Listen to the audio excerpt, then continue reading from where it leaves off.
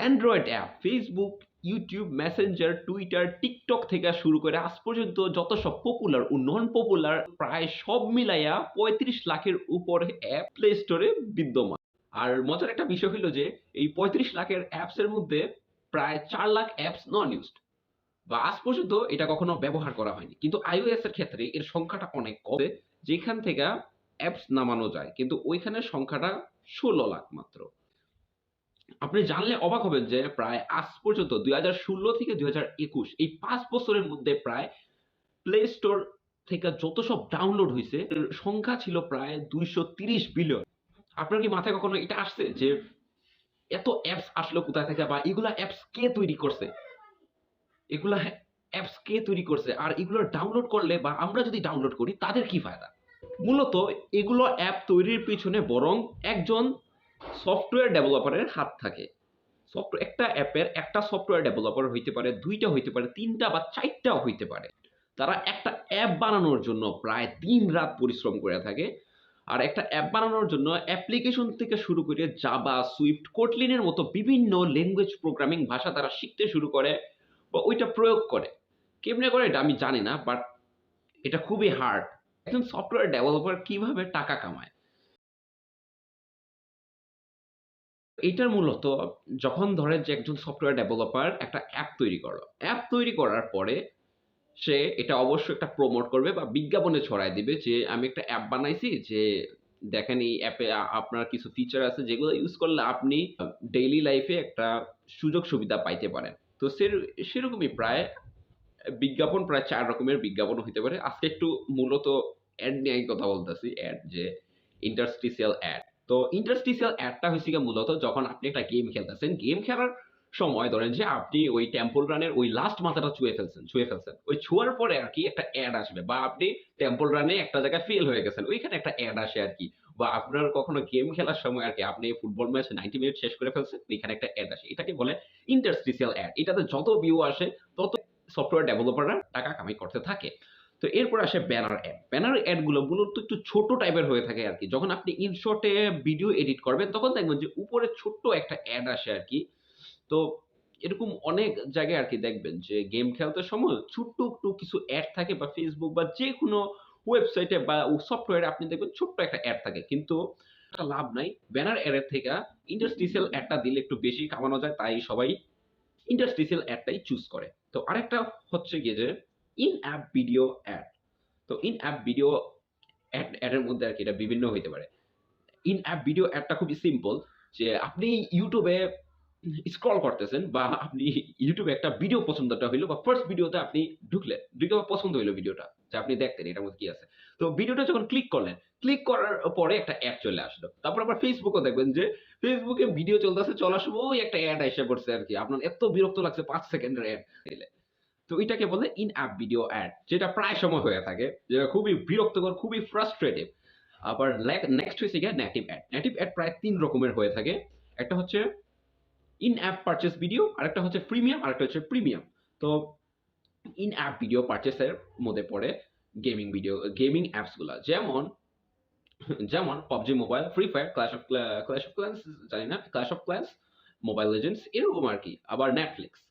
তো এইখানে আরকি আপনি যখন এখানে পারচেজ করতেছেন ফ্রি আপনার পাবজিতে একটা গান চয়েস হইলো বা আপনার একটা ওই স্কিনটা আপনার লাগবে বা আপনার এই ড্রেসটা প্রচুর পছন্দ হইছে বা আপনি চাইতেছেন যে এই মাসে রয়্যাল পাসটা নিয়ে নেই, প্যারাশুট ভালো পাইবো, গানও পাইবো, আবার ড্রেসও ভালো পাইবো।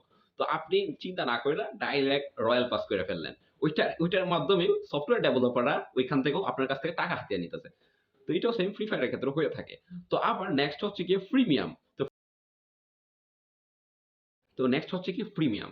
তো ফ্রিমিয়ামটা ধরেন যে এরকম হয় যে একটা মেইন ভার্সন, একটা লাইট ভার্সন। যদি আপনার লাইটটা ভালো লাগে তাহলে আপনি মেইনটা খেলবেন। আবার আরেকটা প্রিমিয়াম ভার্সন হইছে গিয়ে যে আ আপনাকে আরকি ৩০ দিনের একটা ট্রায়াল দেওয়া হলো যে আপনি ৩০ দিন পর্যন্ত এই গেমটা খেলতে পারবেন। তো ৩০ দিন পরে দেখলেন যে আপনার গেমটা ভালো লাগছে খুবই। তো এরপর আপনি কি করলেন? টাকা দিয়ে ওই গেমটা কিনে ফেললেন।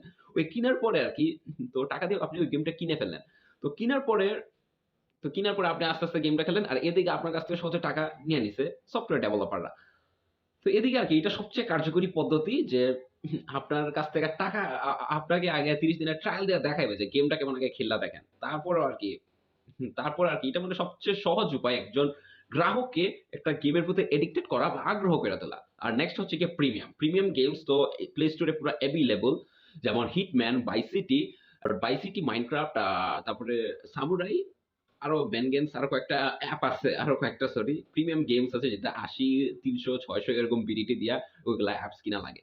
কিন্তু এতক্ষণ তো আমি অ্যাড নিয়েই কথা বললাম যে কিভাবে একটা সফটওয়্যার ডেভেলপার এখান থেকে ইনকাম করে, বাট এখানে আরেকটা পদ্ধতি আছে যে এখান থেকে সহজে ওরা ইনকাম করে ফেলতে পারে।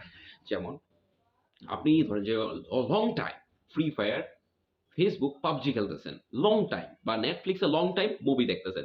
তো মুভি দেখার সময় তো তো মুভি দেখার সময় আপনি যে মুভি দেখতেছেন ওইখান থেকে যে ডাটাটা আপনার খরচ হইতেছে, ওই ডাটার ইউসেজটা কোম্পানি কালেক্ট করে ফেলে। কালেক্ট করে তারা কি করে, এই ডাটাটা কালেক্ট করছে, কালেক্ট কইরা তারা অন্য কোম্পানির কাছে এটা বিক্রি করে দিছে। তো বিক্রি করার পর, তো অন্য কোনো কোম্পানির কাছে বিক্রি করার পর তারা টাকাটা নিয়ে আনে। তো এটা কোম্পানির কাছে বিক্রি করল, অন্য কোম্পানির কাছে বিক্রি করার পর তো ওই ডাটাটা নিয়ে তারা অন্য কোম্পানির কাছে বিক্রি করে দেয় আর ওরা টাকা কামায় নেয়। কিন্তু এখানে আরেকটা প্রশ্ন হচ্ছে যে এই ডাটাগুলা বিক্রি করে ওই কোম্পানির কি লাভ? তো এইখানে লাভটা হইছে গিয়ে যে আপনার যখন ডাটা ইউসেজটা অন্য কোম্পানি নিবে, ওই কোম্পানিটা দেখবে যে আপনি ওই কোম্পানিটা আরকি ডাটা এনালাইজ করে দেখবে যে আপনার কোন জিনিসটার প্রতি একটা আগ্রহ ছিল। আবার অন্য কিছু যে আপনার খেলার সময় আরকি আপনি YouTube বা অন্য কিছু কত ইউজ করছেন, YouTube কত ইউজ করছেন, Messenger বা এগুলা কত ইউজ করছেন, এগুলো বিভিন্ন রকমের ডাটা হইতে পারে যেগুলা আমি ইনফরমেশন পাইনি কিন্তু আমার এটাই ধারণা। তো এখান থেকে তারা এনালাইজ কইরা তারা তাদের ভবিষ্যতের কোম্পানির জন্য চিন্তা করে যে আমার কোম্পানির জন্য আমি তো হিউম্যান ব্রেইন, অনেকজনের হিউম্যান ব্রেইন দেখলাম যে অনেকজনের ডাটা কিনলাম। তো ডাটা কিনার পরে তো আমি প্রায় এখানে ১,০০,০০,০০০ ডাটা কিনলাম। ১,০০,০০,০০০ জনের ডাটা কিনার পরে দেখলাম যে না, সবার ব্রেইনে এই একটা কাজই, একটা জিনিসই সেম দেখলাম। তো একটা কাজ করি, আমার ভবিষ্যতের জন্য আমি এই প্রজেক্টের উপরে কাজ করি। তাহলে আমার এই প্রজেক্টের উপর মানুষ আগ্রহ পাবে। তো সেম এইভাবেই তাদের কাজটা স্টার্ট হয়। তো একটা কোম্পানি গ্রোথ এর জন্য এটা খুবই কার্যকরী একটা মাধ্যম। তো এতক্ষণ তো ডাটা নিয়ে তো কথা বললাম। তো এরপরে আরেকটা আসে যে রেটিং। আপনার যদি অ্যাপস এর রেটিং না থাকে তাহলে আপনার কোনদিনও এটা ডাউনলোড করার সম্ভাবনা থাকে না। অবশ্যই যারা প্লে স্টোরে যায় তারা তারা অবশ্যই দেখার আগে তারা যদি এই ফিটনেস লেখা সার্চ দেয়, ফিটনেসের বিভিন্ন রকমের অ্যাপস থাকে যেটাতে ডাউনলোড বেশি থাকবে, যেটাতে রেটিং বেশি থাকবে ওইটাই সবার আগে আরকি তারা ডাউনলোড দিবে। আর একটা সময় আছে যে ডাউনলোড যদি একটু উচ্চ পর্যায়ে চলে যায় তখন ওইখান থেকেও কিছু পরিমাণে ইনকাম করা যায় বলব। তো নেক্সট ভিডিওতে আমি আরেকটা টপিক নিয়ে কথা বলব যেটা হয়তোবা আপনাকে খুবই ইন্টারেস্টিং একটা চিন্তা করতে সাহায্য করবে। তো আজকের জন্য tata, bye bye. Thank you very much.